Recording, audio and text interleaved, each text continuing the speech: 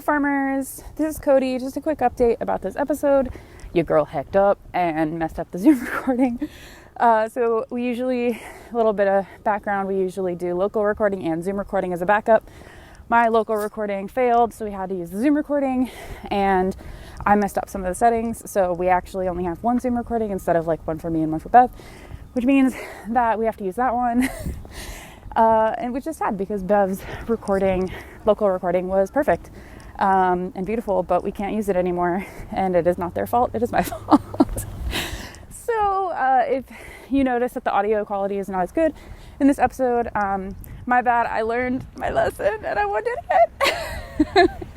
But this does not take away from the fact that Bev and I had a super fun time talking about today's episode, and I hope you enjoy it.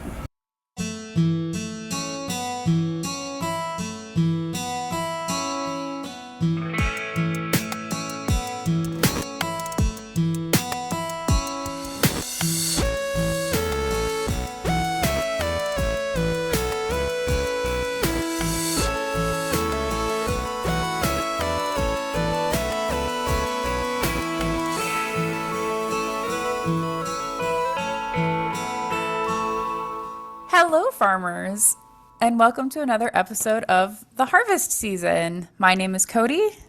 And my name is Bev. And we're here today to talk about cottagecore games. Woo! Woo! How are you? I am just tired of life. Big. I want the cottagecore life to just be my life, but yeah. Why did February just like fly by though? I don't understand at all. Like, how is it March? I don't know. Yeah, I feel attacked. So today our episode is not what Al told us to do. It's actually not what we originally were going to do. So basically, there's a new game coming out that we've talked about on the pod before called Research Story. Mm-hmm. And Bev and I have done research before. And so we were like, we would like to be on that podcast, please. Yes. And so we both got the game and like a week ago. And we just haven't really I personally haven't really had time to play with it as much as I would have liked to on the pod. So I was just like, I don't feel like I would do it justice if we tried to cover it today. So we came up with some last minute ideas and we are going with our idea. And not Al's. Not Al's idea.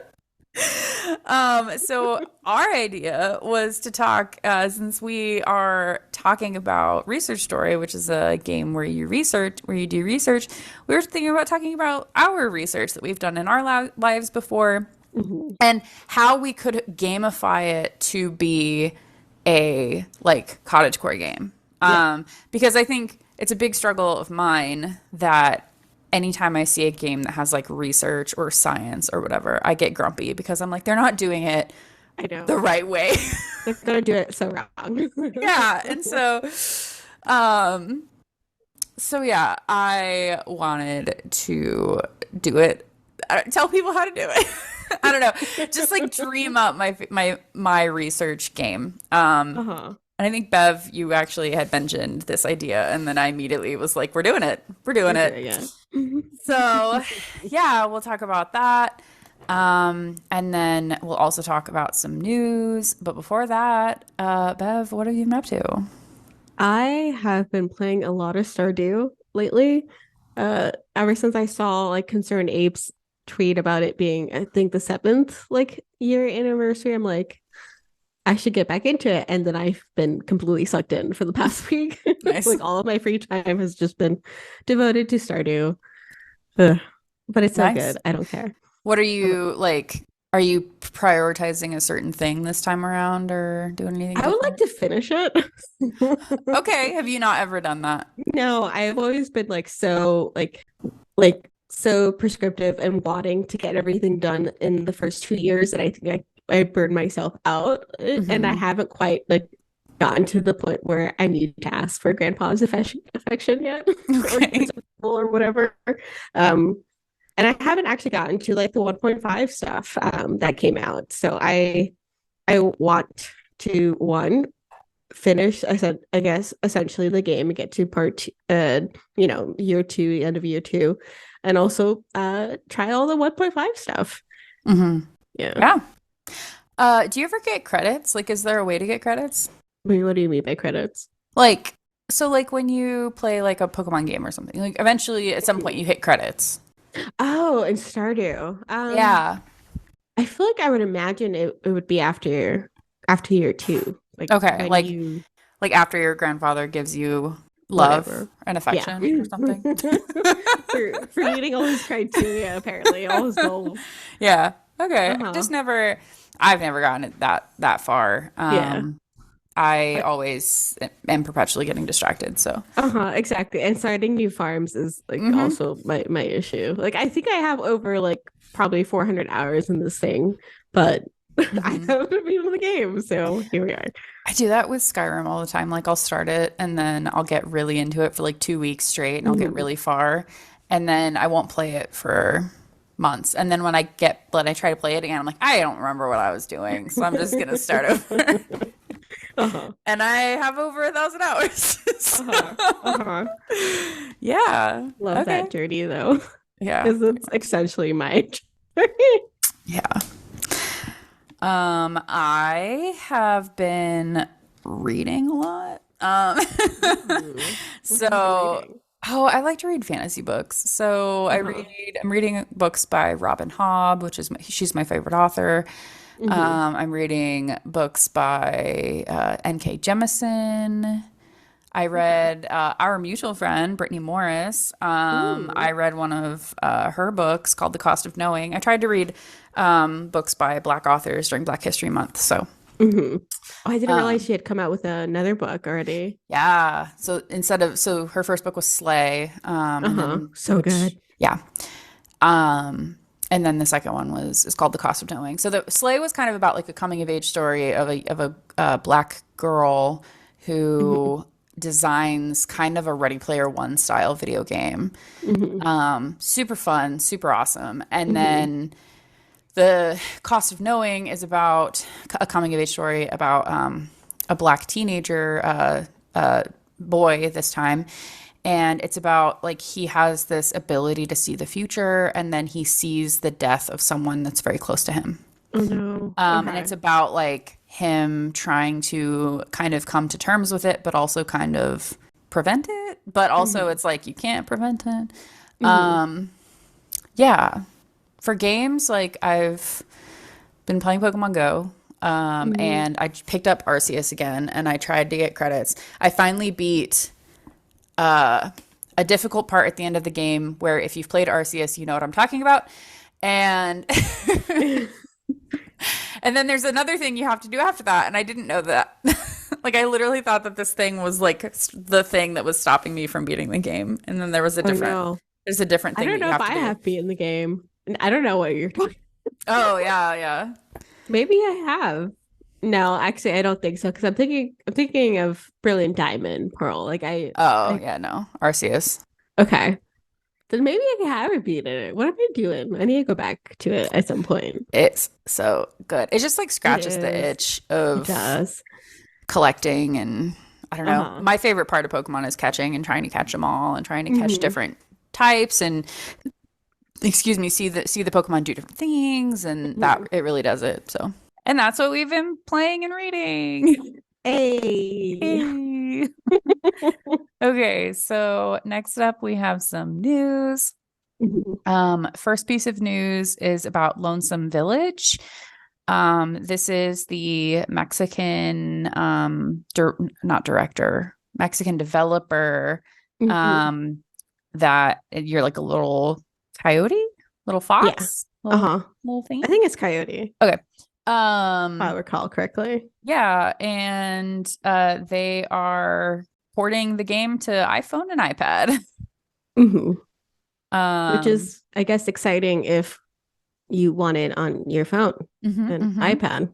mhm. Um, I think you can get it on Steam now. Yeah. Like it's out. Hmm.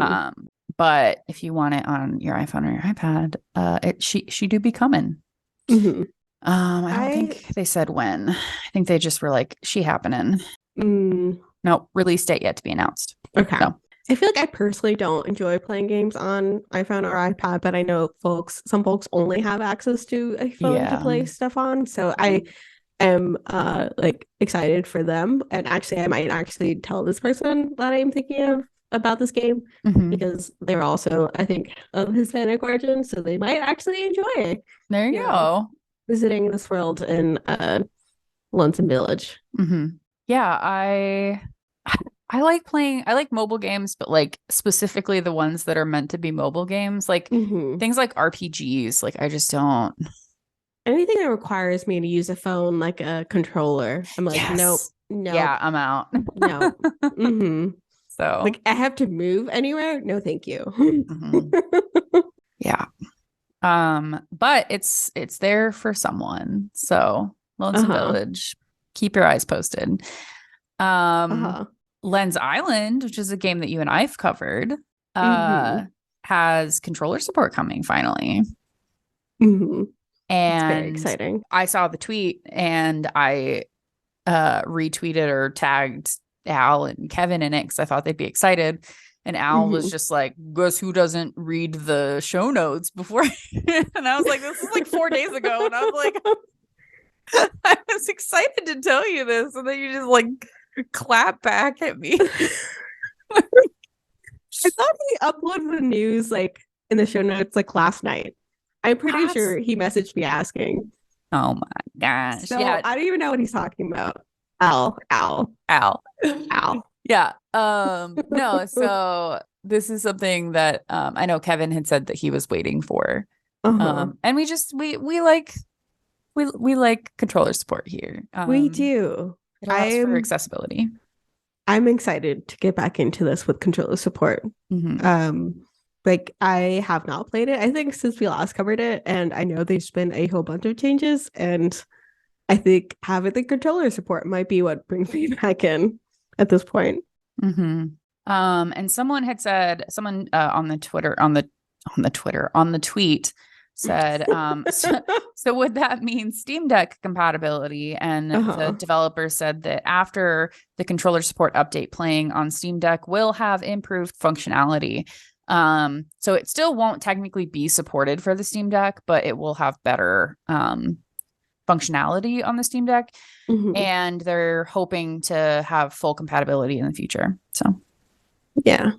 So I'm assuming it essentially works fine, and it's just like whatever Steam requirements are for Steam Deck, like optimization or whatever it needs. They just need to add a few more things that I probably don't care about.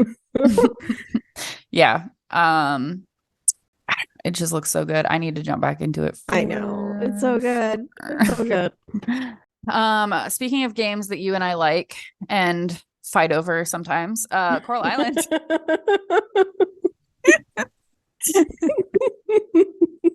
When Al was like, "Who wants to be in the Coral Island episode?" We were both like, "Beep, beep, beep, beep, beep, beep." It was like the beginning of when Al was like, "You guys do it. Like, I'm stepping back." Like, I think we were also like that with Lens Island too. yeah. And Uh-huh. then what Kevin and I were like that with Bear and Breakfast. We were Uh-huh. both just like, we want to do it. And so, Uh-huh. And uh, also research story now. So yeah, there's a theme here. so Coral Island. The Coral Island spring update is coming in March. There will be a bunch of new content. Mhm. It adds a solar panel. Just go on. Ooh. New outdoor decor, new indoor decor, a new tree planting Mhm. festival, which is awesome. That you go to an area that was devastated by logging and you replant. It's very on brand for Coral Island. Mhm. Yeah, it just looks really cute. On top of that, there is a bunch of accessibility improvements. Which I love. Hmm. Mhm. So they said that there's support for dyslexic font for Latin characters. Mm-hmm. There is, you can increase or decrease the font sizes depending on your need. And there are 3 different color blindness filters now. Mm-hmm. I'm going to ruin these. Deuteranopia, Protanopia, and Tritanopia. So I think that's depending on what your color blindness is. Mm-hmm. Those are the 3 modes that's supposed to like help enhance the game or make the game depending on what kind of color blindness you have. Like it's these 3 different modes. And then they also said custom key bindings. Mm-hmm. Which is awesome. Like I don't think I've ever seen a game do dyslexic font. In fact, I didn't know that was the thing until I read it.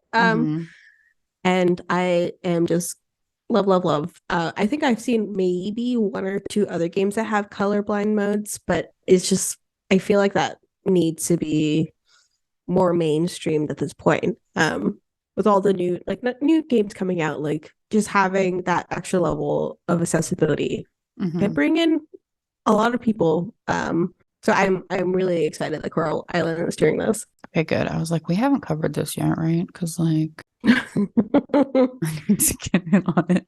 Right now it has you and Al's name on it, so I'm gonna. Wait, which one has it? A Coral Island? Yeah, this game. Okay. I was wondering, have you covered it? No, I was sitting here. I was like, wait, this is out already. Why? Like I know. Why haven't we done it? What am I doing sitting on this game? Wait, when are we supposed to be doing it? Oh, it doesn't have a date yet. Okay. And Al's name's on it. We're gonna have to kick Al on or get you the problem. The problem is that it's just Windows. So this is the problem, y'all. I only have my PC is my desktop and it's in a room I never go in. Anyway, I mean, I'm gonna be playing Research Story on it. So yeah. Next piece of news. Ages of Kataria is delayed until 2024, specifically Q1 2024. I am not sure if this game has been talked about. I don't also, but I will say that I've personally not looked into it yet until just now, and I love the look of it. Yeah, same. It is very cute. Yeah. The whole vibe aesthetic looks really cute. The animals look really cute. I like the concept. Like it's like an Age of Empires game, but you actually care more about what your people are doing. Like your characters like age over time and you get to see them and you collect their little souls in a tree, apparently. I'm feeling like I actually might have already talked about this in a previous episode, and maybe I already covered it and I forgot. My memory is terrible. I'll confirm this. Yeah, no, it looks really cute. You manage your villagers. There's a spirit tree. There are elves, and the elves are like plant people. So you can choose whether your village is humans or elves. And the elves also are like different colors. Cute. I'm a little confused by that. Like, why do you have to choose? Why can't you just have both? And I've seen that it's like based off of real world like time. And that's why I think maybe I've talked about this already, because I feel like I'm not excited by it being like real world time. Yeah. But whatever. It's very cute. I love the gist of it for the most part. So I don't have money right now to back it, but I will probably get it at some point. So I mean, I think that the reason you choose between either humans or elves is because you're wanting your village to grow. And I think since the elves are made of plants, I have the feeling that if you had both and then they all pair off, that eventually you're not going to have a village anymore. But that would be a super cute idea if like you could make like a second village or something, and then maybe like an elf comes over and like falls in love with a human, and then like and they can totally like live it, but babies are a thing that need to happen. And if they're plant, but I guess it's also a game. Well, they could make it happen. Plant-based, they have to reproduce somehow. Otherwise, how do they exist? We have questions. We have a lot of questions. Oh my goodness. Also, if that's also like the question of, are they the same species? Because can they actually, like humans and elves, can they procreate? I don't think they can. But is there any concern with having them both in a one village? I mean, so I don't think that they can procreate, but I think that they would probably still have the capability to fall in love and choose each other, right? Ooh. Yeah. Because But is there going to be drama about that? That's what I'm. This is what I want. This is what I want now. Because that's what I'm saying. Is like, what if they all the humans are like, screw humans, like I'm gonna date an elf, and the elves do the same thing, and then your village is okay. I understand now. I understand. Your village just is gone. It depends on how they procreate. Like if they're plants, they could theoretically pollinate themselves. What if the elves last like so much longer than the humans? And so then the human passes, but the elves my god, I want this. This is the story. This is not what this game is going to be about. But okay, next. This is what I want now.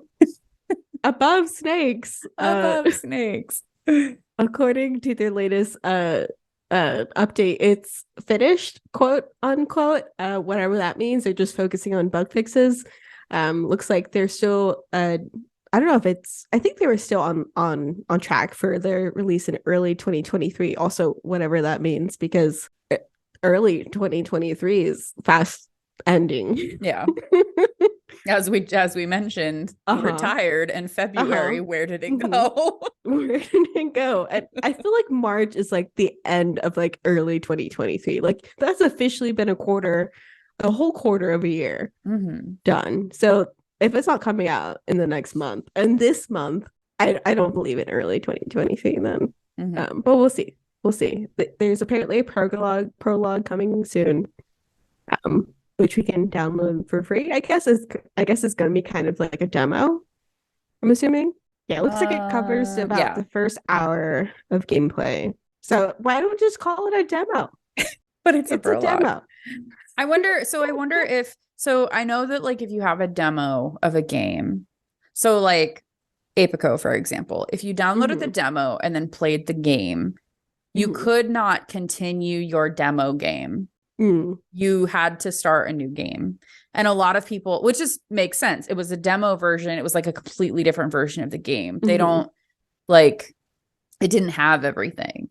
But I wonder if because they're calling this prologue, like it says that. CFI will carry over to the full game. So so instead of you having to like start over, you can play this first bit, be introduced to the game for free, and then your save file will carry over. Yep. But it sounds like a DLC or like a whole different thing. It's a pre-LC. It's, oh my goodness. Is this early release, like early access, just a different way to call it that? Because they did have early access in their Kickstarter. So I'm confused. Yeah. I'll define this. What does prologue mean? I mean, that's what I think it means, is that they're going to PAX East, which is super interesting. Actually, no, I am not going. No.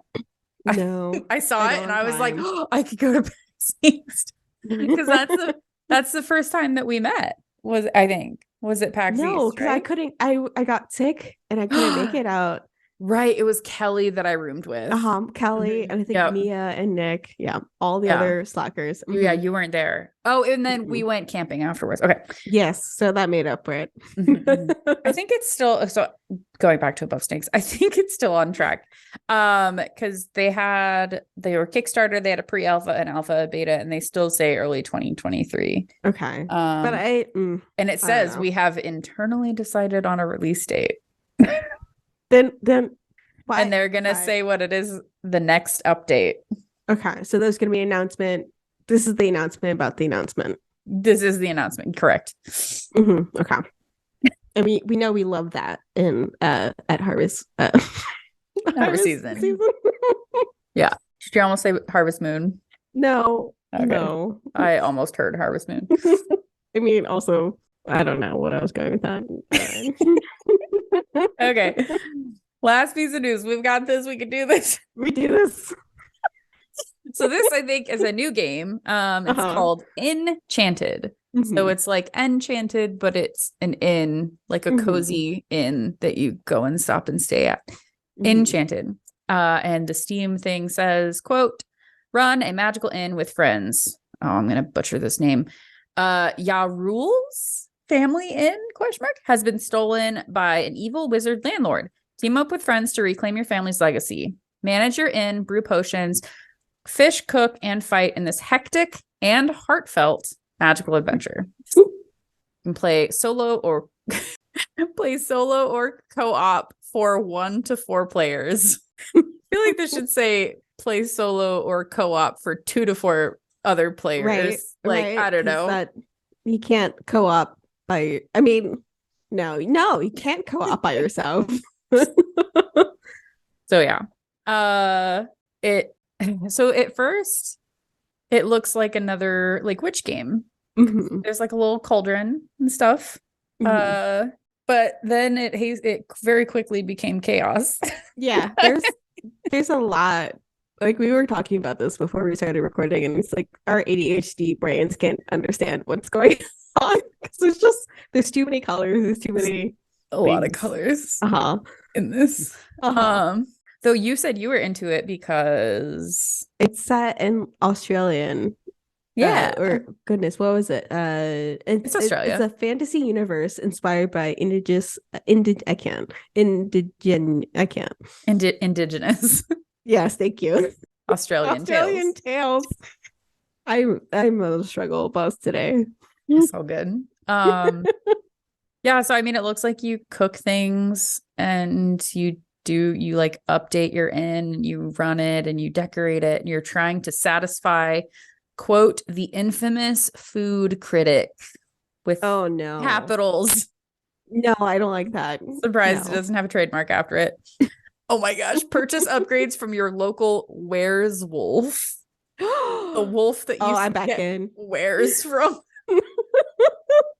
See, I think I just needed to take the trailer was a lot all at once. But these little golden gems. Look, I did not like the famous food critic, but Where's Wolf I am here for. You got to overcome the evil wizard. Burglars. There's a cat. That's one word. I don't know what that means, but it looks like it's a species of cat burglar. Oh my gosh. Yeah. So Al had said that this was out now. And it's not. It's not, Al. You can purchase it, pre-purchase it, pre-order it. However you want to call it, you can buy it now, which is 50% off. So go for it if you're going to get it. I will say, but it is. It sounded like you said 50% off, so I'm gonna 50. 15. Yes, no. 15. Yes, thank you. I've already established words are not my strong suit today, all good. And I'm recording a podcast. So yeah, if you buy it before the release date, which is March 28th, you can get that 15% off. My brain's trying to do math right now. You save $3. Yeah. You save $3. $3 American dollars. I was just like, is that 50%? It is. It is. So that is Enchanted. It's a clever name. I'll give it that. Yeah. Okay. Oh, my brain. So let's go to our main topic, which is I wrote how to gamify science and research accurately. Which is the important bit. Accurately. It is, yeah. Because so this kind of, like I said, Bev, they brought up the idea first of talking about like research that we've done before and then how we can gamify it. But this also ties into this gripe that I have. About bees. Specifically bees. And bees in games, because there was a game that came out recently, or not came out, but it was talked about on the podcast recently. Gosh, I can't remember what Honeymancer, I think. And someone was like, "Oh, Cody's gonna love it because it's a bee game," and I'm like over here like seething. Just like screaming in the background. Yeah, because it completely depends. Like, so for one, I think that there's a lot of honeybee stuff in the media nowadays. And I don't really study honeybees. I study specifically anything else.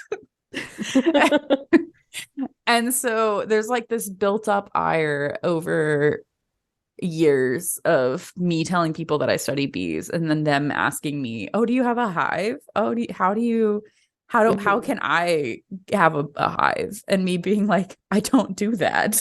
Go watch a YouTube video on how to do it. Yeah, I don't do that. I can't tell you anything about that.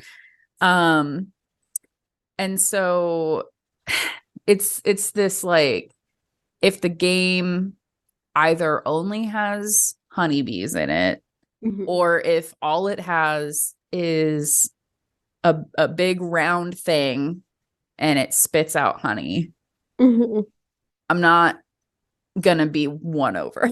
Like, there has to be more. But if it's like a game where you can have you know, like, you plant flowers and you have bees and butterflies and stuff, and then there's like a benefit to that, like that, I'm all for that. It's just like different. Or like Apico, you know, they have the solitary bees update, so that talked all about solitary bees and butterflies, which is amazing. Completely, like, even though it's a game that started out only about like beekeeping, it's not just that. So that's amazing. It is. They did it right. Apico is amazing. Yeah. And so Apico. Whatever. I'm sorry. It's all good. And so like part of me was like sitting here like, what do I want from people? Because right now all I'm doing is getting mad and like saying like, you're not doing it correctly. But then I don't, like, in my brain. And then I don't say like how it should be done. So, which is kind of also the like, how do you gamify science and research? Like, how do you do this? And sometimes I feel like people don't, you know, of course, Elle, from the developer of Apico, is the exception to this, but most people don't do their research. And so that's all they do is just make like a thing that spits out honey. But if you do your research, like if you were to look into like how to conserve wild native bees, you would learn about the diversity of bees, and you would learn about how they need more than just like most of them don't use hives. Most of them aren't social. There are only, so in North America, for example, there's 4,000 species of native bees. None of those are the honeybee. Honeybee is not native to North America. And only, what is it, like 9% of bees are social and live in like a colony or a hive environment. The other 91% are solitary. And nobody understands a big number. Yeah. So nobody understands like their life history, what they do, how they do it. And I feel like a game would be an amazing avenue to teach people how to do it. Yeah. Or to teach people about plant pollinator networks or whatever. So I guess that's going to be part of why we're talking about what we're talking about today is like trying to just like advance or advocate for the use of doing your research about plants that you might be using or insects or wildlife that you might be using. Like if you have someplace, if you have a game that is set in a forest, try and like figure out what forest insects actually are or what forest birds there actually would be. I feel like movies don't do this either. Movies don't do a really bad version of this too, because there's been a lot of movies. I also listen to, like, I also go birding and know a decent amount of bird songs. And I'll be watching a movie and it'll be in like a desert and there's a beautiful sand dune in front of you and the sun is hitting it just right. And it's just really like you can feel the heat. And then I hear a red-tailed hawk. And I am like, I am taken out. No. Yep. I've had that moment before with like tropical birds calls. Like I only know tropical bird calls. Yeah. And I've heard like a Montezuma, like goodness, I'm forgetting the name, or Impended. I can't. There was also another name I couldn't pronounce. No worries. And I was like, that is not where this bird is found. and completely like thrown off and distracted by that. So yeah. 100% agreed. Or like watching a movie that's set in California and I hear a cardinal. And now that I've lived in the Northeast and I know what a cardinal sounds like, I'm like, nope, that's not out there. So I don't know, just advocating for, even if your game is not about science or insects or anything like that, or about research, like even if the game isn't about conducting research, do your homework. Either contact someone, like honestly, like when Elle reached out to me and was like, hey, would you be willing to consult on the Solitary Bees update? I was like, yeah, I don't even need money. Like, don't need money. We'll still pay for the game. Like, I would love to play this game.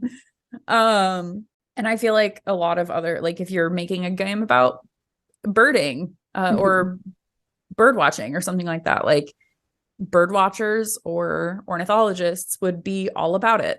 Yeah, they would be so excited to see like Wingspan. Like I am in love with this board game because they actually took the time to like, you know, do the homework and make it realistic and about birds. And it's just like any opportunity that is like an educational, like there's so many opportunities just to educate people without even trying to, you know, like having a like neat, like I can't work with words today. Having a like locality that has like actual local plants and actual local flora and fauna, like that is huge, and it means a lot to the people who live there and can recognize it. So just taking that extra like effort is noticed by people, and we need to, I think, celebrate it more often and encourage people to do it because I want it. Yep. So I guess, do you want to talk about research that you have conducted in your life and how it could be gamified? I feel like research is such a good opportunity for like farming games and like cottagecore games because there's a lot of like repetition to it. At least it can be a lot of repetition to it. And a lot of it is like kind of the same like vibe of it can be mindless but relaxing while you're working on it. So I'm honestly surprised that I haven't seen it more often. And I feel like any game that has like a research component to it, I'm very excited about. Like the, you know, Arceus, like which has you being a field researcher essentially. And same thing with I think Scarlet and Violet, where you're literally creating volumes of, you know, data that you've harvested, collected based off of your observations. So I love that. And I've already gone on a tangent. The only thing I was going to interject was please use the word harvested, because that'll make it more likely that Al will approve of the topic, because we're using the word harvested. How many times can we use the word harvest? Okay, well, I'll use it more. You harvest the data, Al. So I guess a lot of the research I haven't done research since like college. So most of my research took place during that time. But my two, I think, main biggest projects were related to collecting fecal matter from owl monkeys in Argentina. That was a lot of fun. Wow.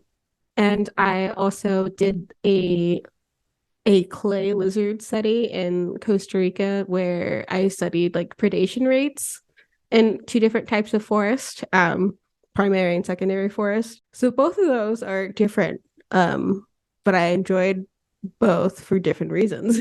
I don't know. Should I like? Yeah. So like for the monkey one, like what were you guys looking at? So this group of monkeys were very unique in that they were both diurnal and nocturnal. So it was like a small group of monkeys that lived on essentially a farmland. Mm-hmm. And they've been studying those sets of monkeys for a very long time. Part of that was just behavioral. They are monogamous monkeys. Mm-hmm. Oh goodness, what else? I know they analyze like hormones, so that's why we were collecting fecal matter for Mm-hmm. it. I specifically was looking at changes in daytime patterns over time to see if it has adjusted, with changing climate and whatnot. Essentially found that yes, it had. But that there's so many different projects around them. I don't recall like what they did specifically with the hormones, but just witnessing, I think, some of the more behavior aspects, seeing like the dynamics between them, because they can have some, like, they were monogamous, but there would be instances where someone would come in like break up a family. So there would be some drama. Yeah. Which was entertaining. I didn't actually know there was a time I think I did see that happen once, but also just very entertaining because it was like a little like soap opera drama, whatever. Yeah. Okay, so for um, that one, what you would like if it were to be a game, mhm. like how would you make it into a game?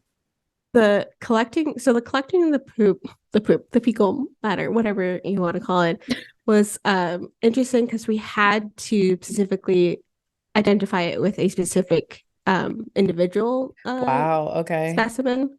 So I think that's part of where the challenge could come into play. The best time to collect the poop was when they were right waking up. They tend to sleep together in like little huddles, like to a point where their tails will intertwine. It's very cute, No. but makes poop identification a little harder. Yeah. So I feel like having them make like it could be like a little mini game where they would like run around underneath the monkeys and we would try to catch the poop and be like, okay, I'm 50% sure this came from Dilemma or like Dionysus. They all started with D's. We named them Okay. all. Um, That's so cute that like I uh, imagine like a game where like you're saying like so they're running in the treetops above you uh-huh. pooping and Mm-hmm. you have like three buckets that you're carrying Mm-hmm. and like depending on which one did the deed like as it's falling you have to put up that bucket Mm-hmm. and so you have like these three buckets and you're like oh crap I need to switch to Dionysus Uh-huh. bucket. Uh-huh. Okay. Yeah, I would definitely play that. I would have a lot of fun. Well, and like my brain goes to like all aspects of it. So then you would take it back to the lab and you would do the enzyme immunoassay that would get Mm-hmm. out the hormones.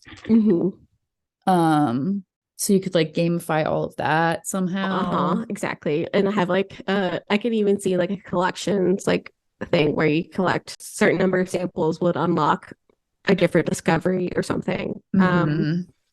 I could even see an aspect of it where you're playing as the monkey itself and you're courting the other monkeys. So you Okay. can have a romance component of it if it switched from perspective, I guess. Yeah. Or you were just a monkey that was also doing research on your own species. One of the monkeys develops sentience and Yeah. goes down below, can communicate between. Uh-huh. And this would have a component that Al would enjoy because you have the capability of breaking up couples. That's all I want. Uh-huh. Uh-huh. I couldn't get over that episode. Uh-huh. Yeah. And then like I also whenever I think of research, because the other thing about games is that they can teach you a lot about like what actually happens in real life, like the reality of it, or you can Mm-hmm. learn skills that you could then use. Mm-hmm. So my thought was like you could then after you've collected enough samples, if you're trying to ask like a question, then you Mm-hmm. could run the stats. And I get Uh-huh. like it could be like a simplified version where you just say like what is this? What is your variables? What is your dependent Uh-huh. variable? What is your independent variable? And like what is the question that you're asking? And then it would like run a program like an R or something. And yeah, like but like you don't calculate. have to like do your own You just press coding, a but like button. but it would Uh-huh. literally like be built into the game where it's like this is like you just give it answer like this is what I the information that I want is like Mhm. is the stress levels between Dionysus and whatever Mhm. did they change before they broke up? Uh-huh. We have all of this poop from before the breakup and a couple from Uh-huh. after the breakup and like did the stress hormone levels change? Uh-huh. I could also make a pitch for not having the relationship aspect be the owls, because obviously, like, you could do that, but you could also do it from the researcher Oh perspective, no. because you're stuck, like this specific project, we were stuck on a farm that didn't have any like plumbing or anything for 7 to 10 days at a time usually. Mm-hmm. Um, so like we got very close, very, personal, Mm-hmm. and relationships Mm-hmm. naturally start and can deteriorate. Our group unfortunately did not get.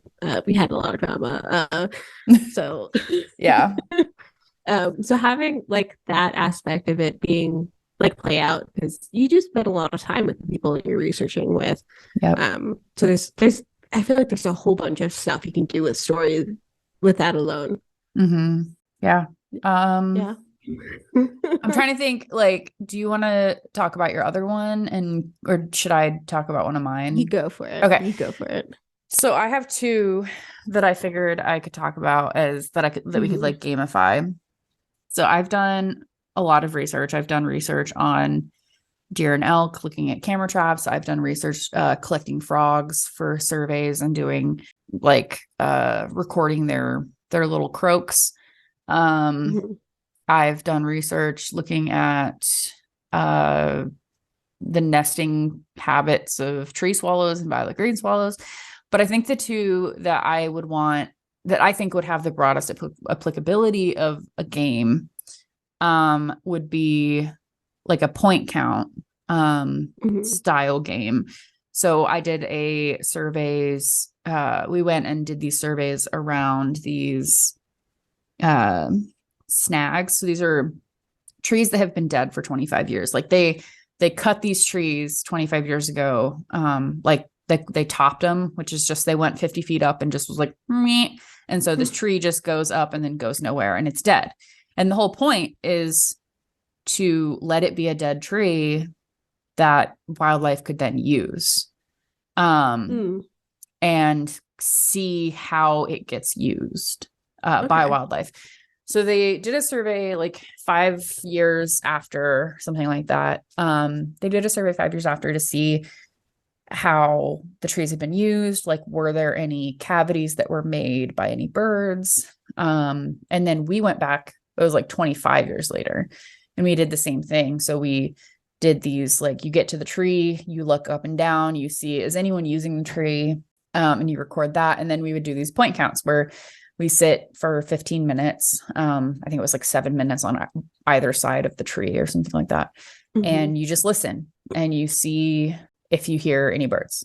So that's one of them. And then the other thing that the other research project that I've done, I guess it's not like a specific research project. I've done a lot of research projects with bees.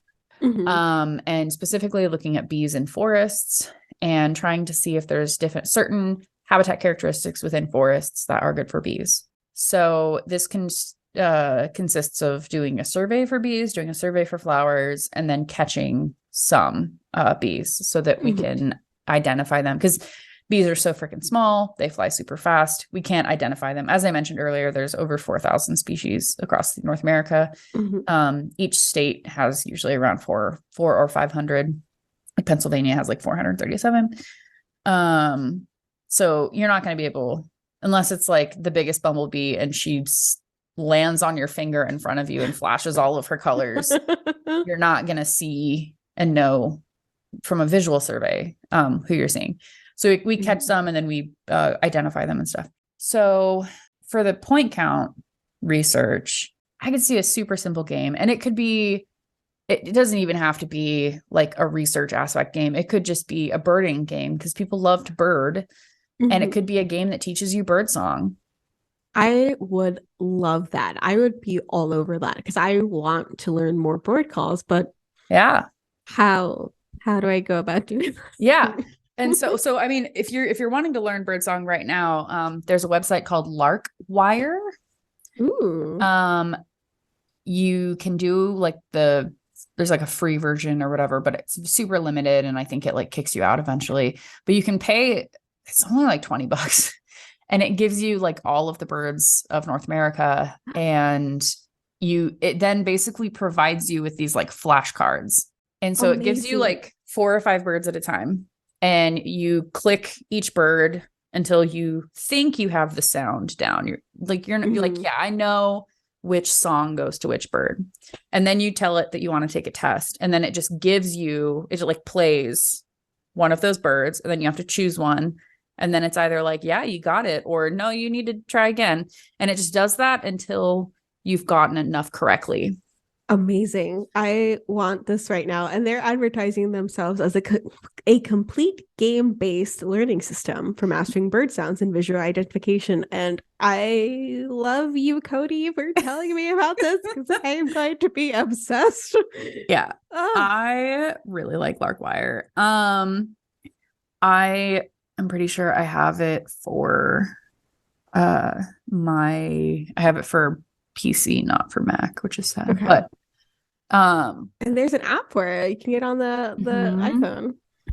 Yeah, Amazing. still sad because I need to, but yeah, super good. But I mean, something that's like where you are a like NP or not an NPC, but like you're a character walking through a forest, and you could have like the first few times that you go with an expert, Mhm. and or you pay the expert. Oh, okay. So it'd also be really cool if there's some way in the game for you to get money, and then you can use the Ooh. money to go on guided tours, and then you could be like, I know what this is. I love that. So you're essentially like almost like I could see you maybe like being like working at a visitor center essentially. And you could Mm. your job is essentially being like a park ranger and I you're need you're this game giving right now.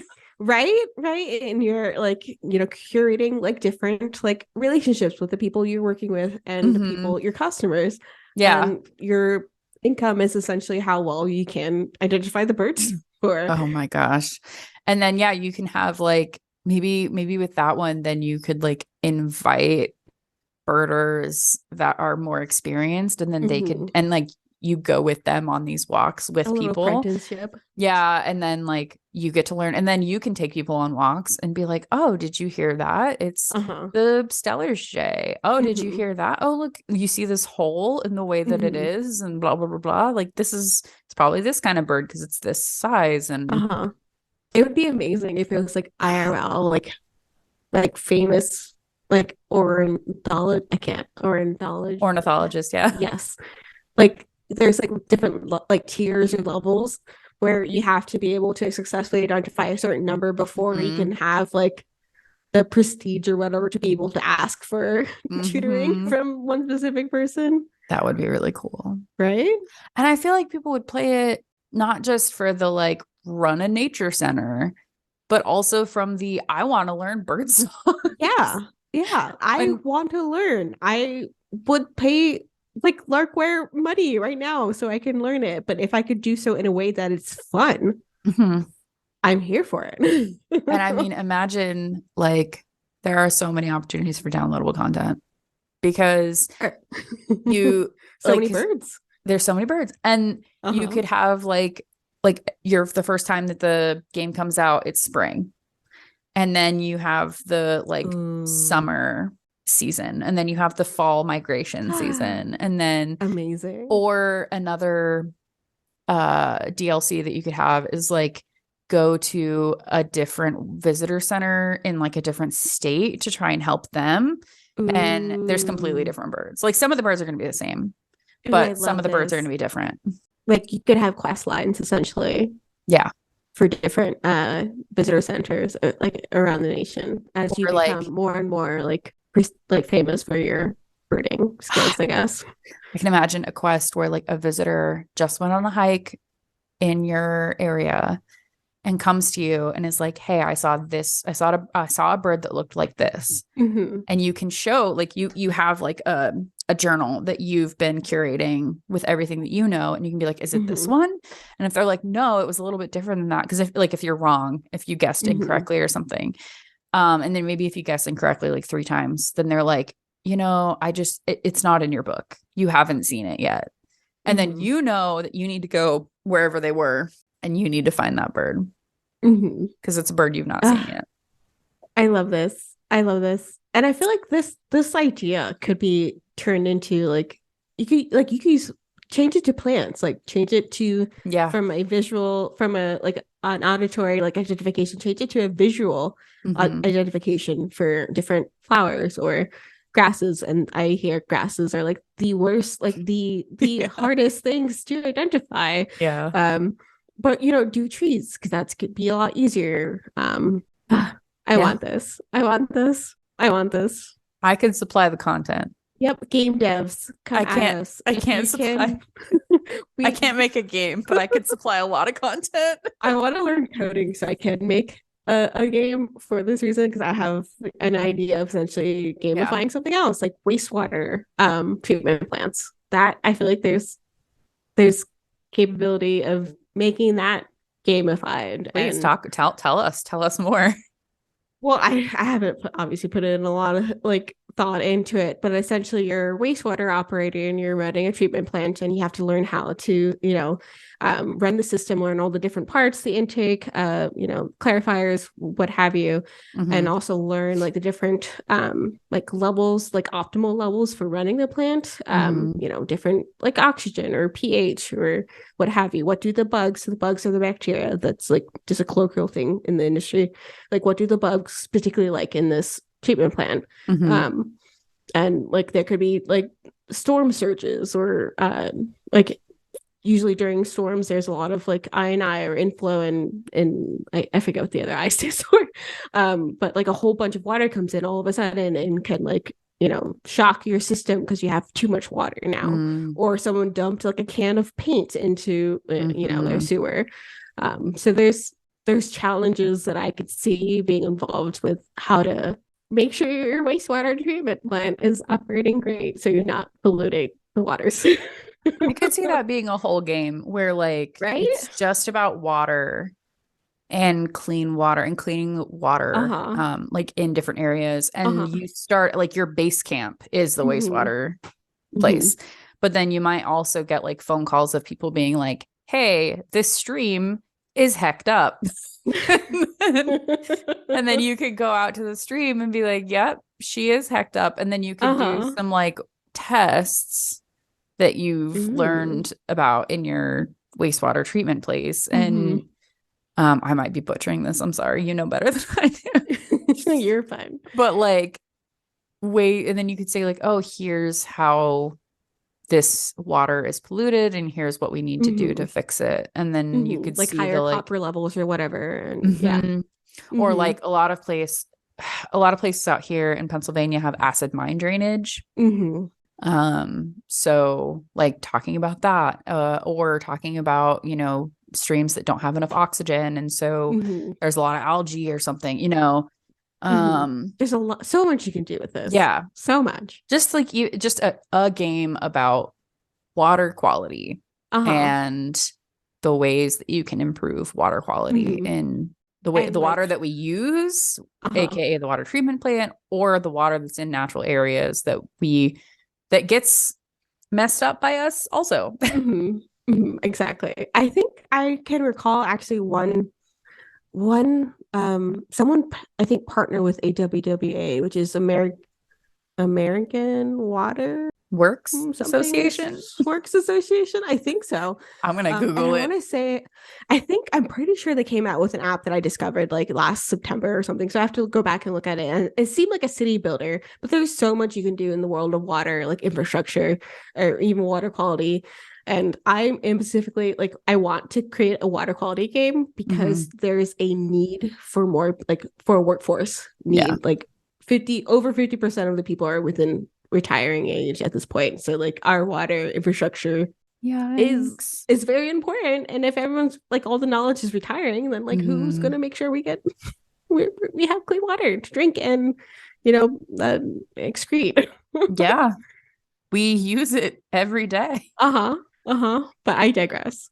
No, I think that's a really good, like the rest of this. That was one of the things I was going to ask about from you, because from your perspective, because I know that you do work with water Mhm. um in this game. Like I just work with bees that I don't know. It's I always like I always think about a zombie apocalypse situation. I have a And story in okay, my mind of being a wastewater treatment plant yes, in a zombie apocalypse because you yes, need it. You need because it. that's the thing is like, It so is. you are very high value in a in a zombie Exactly. apocalypse. I am Uh-huh. not. I mean, you could identify like I feel like plants and like birds and stuff that I can't. And But that like, in what is that alone, gonna do? you find edible things. Like know what's poisonous and what's not. I know a little bit of that, but like, because most of the time it's insects. It's like this. Do you want to know what kind of bee this is? And I like, do, Cody. I in an apocalypse situation, people are gonna be like, we need food." I'm gonna be like, but You just learn how to like grow like how many plants? Like 500 that's true. little tiny I plants. did plant. I did grow like Uh-huh. 500 plants So last year. your skills are definitely transferable to apocalypse, okay? I feel like No, I don't know what our topic is, but I'm enjoying this conversation a lot. no, yeah, no. I think it's now I'm envisioning a game that's about a zombie apocalypse and you're a wastewater treatment. Yes, yes, yes. Game Uh, devs, come to us. what Let else us pitch ideas. what else do you need? Like what someone who's a hunter, someone who knows like you said, like a forager Uh-huh. and knows what to forage and what to eat and what's Just not. like a carpenter who can build things. Mm-hmm. Probably a blacksmith, but like honestly, who knows the art of blacksmithing at this age? Yeah. It's a bit advanced at this point. Mm-hmm. Mm-hmm. Okay. And then my last idea. My last idea is the bees. So I would love a game that is all about kind of restoring like a prairie or restoring an area that used to have a good amount of bees or a good like healthy like insect population in general. Mm-hmm. But it doesn't anymore. And so you would have to you'd have to do a survey in that area, but also in like the area surrounding that area to see, okay, there's like what bees exist here now and what do they need that could improve their lives. Like, Mm-hmm. do you have just bumblebees and so you just need to create more like cavities for them? Do you have small carpenter bees, which are called the genus Serotina? Does that mean that you need to make sure that you leave grass and like reeds and Mm-hmm. sticks that they can go down into and create little nests in, and make sure that you don't disturb those? Like, because Mm-hmm. some areas people are like, burn the area so that all of this vegetation can come back up. But what if like there were a ton of little baby serotina and all that grass that you just burned? Mm-hmm. So it would be, the game would be about like recording what is there now. So doing some type of survey and getting the information of what is there now. Mm-hmm. And it's honestly, it's like Zoo Tycoon. Because in Zoo And then, Tycoon, you're uh-huh. given some animals at first, Mm-hmm. and you have to be like, okay, what does this thing need? And then you have to like, and you have some areas that you like build for them. Mm-hmm. So you'd be like, okay, I need to make sure that this area has this for this thing, this for this thing, and this for this thing. And then Mm-hmm. you would look at what's like in the area. So say that someone has built a pollinator meadow very close, but not there are pollinators that are using that are not using your meadow. You could Mm-hmm. kind of do like a brief survey there, see what's there, and then say, oh, the reason that the bees from this meadow aren't coming over here, over to my like area that I'm trying to recover, is Mm-hmm. because I don't have enough bare ground. Like they need Mhm. sand. So it would be I like all love about this. kind of building like a natural area for these insects. And kind of like in Zoo Tycoon, after a Mhm. while, you're you're so good at what you're doing that Mhm. they'll give you endangered things. They'll be like, okay, you can have this now. Uh-huh. Um, so maybe like throughout the game, like every now and then you'd see something that was new and you'd be like, Uh-huh. okay, this, like, why is this here? And how do I make it stay? Mhm. For a lot of the butterflies, it would be about planting larval host plants. So Mhm. milkweed, for example, Mhm. that's how you get monarchs. Or you could look and be like, oh man, like I really want this one butterfly. Mhm. It needs lupins. And so then you would plant lupins, like lupin flowers, Mhm. and then you could possibly get that butterfly. So it would be all about that and creating that, but also about like the, identification. I don't know how to like do like an identification mini game where you go and you collect like one, and then you have like a 3D model, and it's like, how many? I can't even think of an easy way to say this. How many? How many submarginal cells does it have on the Uh-huh. wing? Uh-huh. How many does it have an aurolium? Like, does it have, which is like a little footy pad Uh-huh. in between its tarsal claws that Mhm. helps it grip things? Does it have that? Does it, like, how many stripes on this back? What color is it? Like, all of Mhm. these things are things that I use to identify bees all the time. Mhm. I Having like want a this. little 3D mini game of Yeah. like, Like okay, here's your count the thing. segments. Yeah, count the antennal segments, like Uh-huh. manipulate the specimen, and so you can count the antennal segments. Do this, do that. Yeah, I think it'd be so cool, even if they I only think so. had like 100 Like bees. Like, five. Like a very small number because of the work to animate all these different species. see, the Um, cool thing is that like there are some things that like I think there's a Cincinnati or Cleveland Zoo, like one of those actually has 3D images of 3D microscopic images ooh. of insects that you can use. Ooh. That's see, So or your work is already like halfway done. You could just use yeah, those models. yeah, exactly. I love this. And like honestly, this is how identification works. Like you like take note of different qualities and then you like X out like, okay, it can't be this species because it only has like this number of like segments. Or Hmm. I'm thinking more specifically of plants and trees. Yeah, I mean, you Um could do it for plants too. Like mhm, you could see like, okay, what plants are here. Like you could have like a mhm, clicker that's a bee clicker that like is so that mhm, you'll only click bees, and then you'd have one that's like another mode mhm, that you're like, I want to know what plant this is.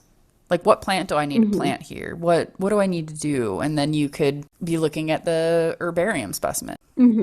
Cody, I feel like we need to like quit our jobs and learn coding so that we can create This would be these so much games fun. ourselves.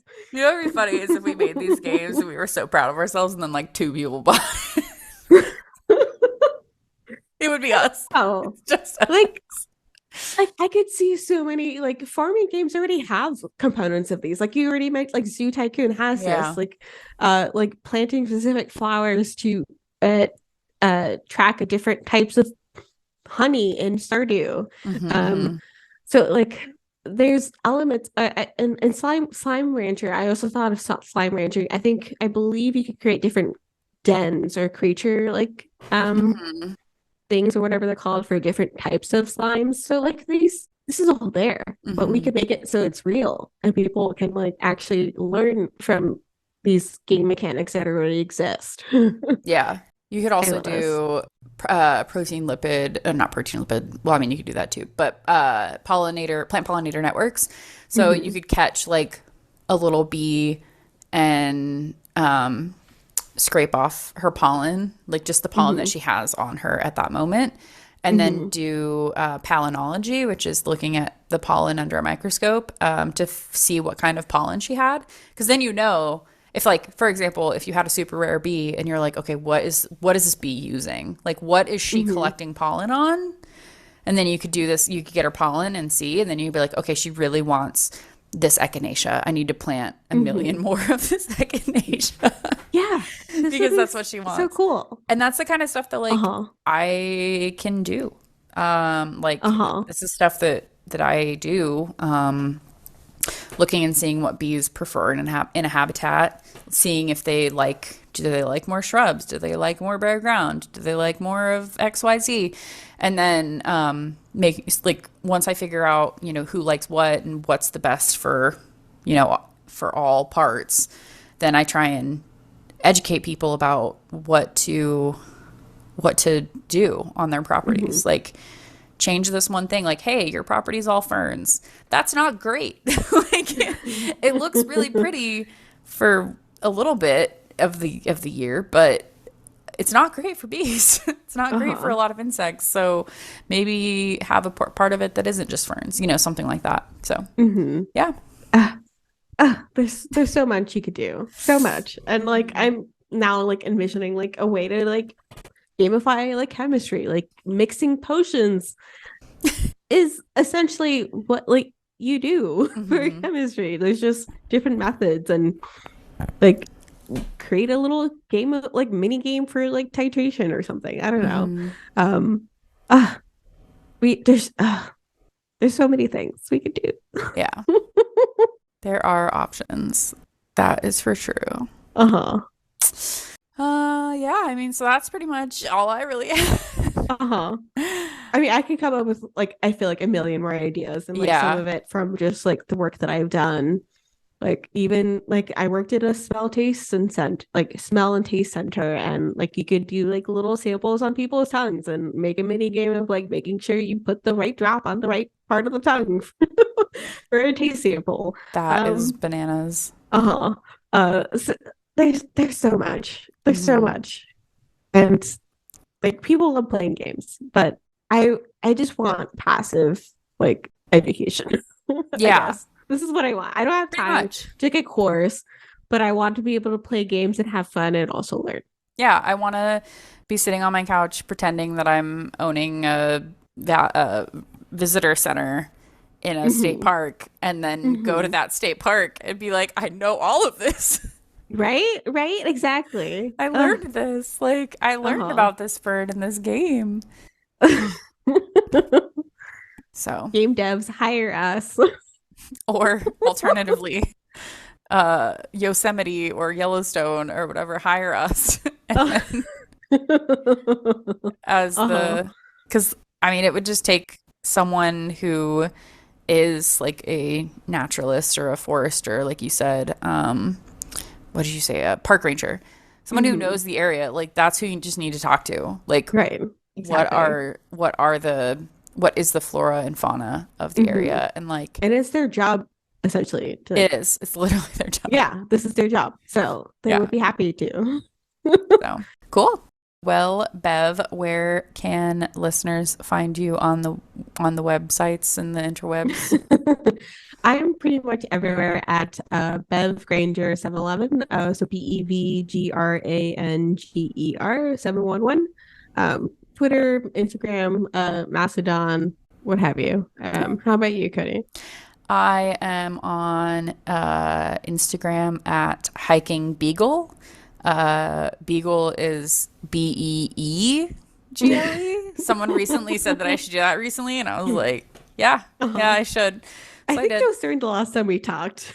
Because I remember you talking about that. It's like Yeah. this a missed Uh, opportunity. so I did it, and then Twitter at Cody Mathis, just my name. I'm not on Mastodon yet. If Twitter shuts down, I'm just gonna be gone.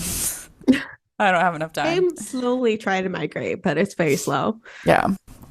Uh-huh. You can find the podcast on Twitter at THS Pod. If you want to give us any feedback or see the show notes or anything, so you can see Hmm. links of the stuff that we've talked about, that is all at harvestseason.club. I know that recently we were talking about how we want more feedback or more Hmm. questions. Like if people send in questions for us to talk about, then Hmm. situations like this where we were like, well, wait, what do we talk about? We would have like a backlog of Uh-huh. questions available. So to give answers to what you want to know, or even ideas. If you have like ideas like we just talked about today. I do want to know people's ideas of how, like, if you're a researcher, if you're not a researcher, if you work at an Amazon factory, I don't even know, how would you gamify your job? You could follow the podcast on Patreon at patreon.com/thspod. Yeah, I think that's pretty much it. Thank you, Bev, for joining me. Thank you. This is so much fun. And tune in for part 2 where we actually discuss research story of the game. The actual game that we both have and downloaded. Need to play more of. And hopefully we'll be able to critique like how well they did it. Yeah, now that we've laid all this out there. Right. And maybe from playing the game we'll have more ideas. I think so. Okay. Well, until next time, have a good harvest.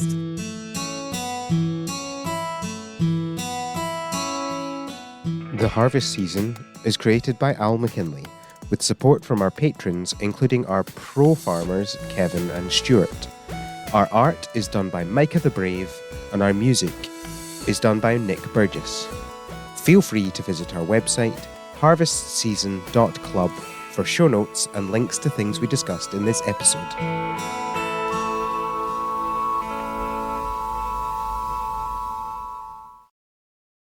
I mean, I'm going to be playing Research Story on it, so. Yeah, I've struggled with that a little bit because I am exclusively playing PC games on my Steam Deck at this point, and I found a way to make that work with Research Story so far. But it is, I look forward to controller compatibility in the future. Because it is not as fun to play with. That's a peeking behind the curtain for people who might want to listen to Research Story later. You're giving away the secrets already. Oh my goodness. I mean, who knows? By the time we cover it, who knows what's going to happen?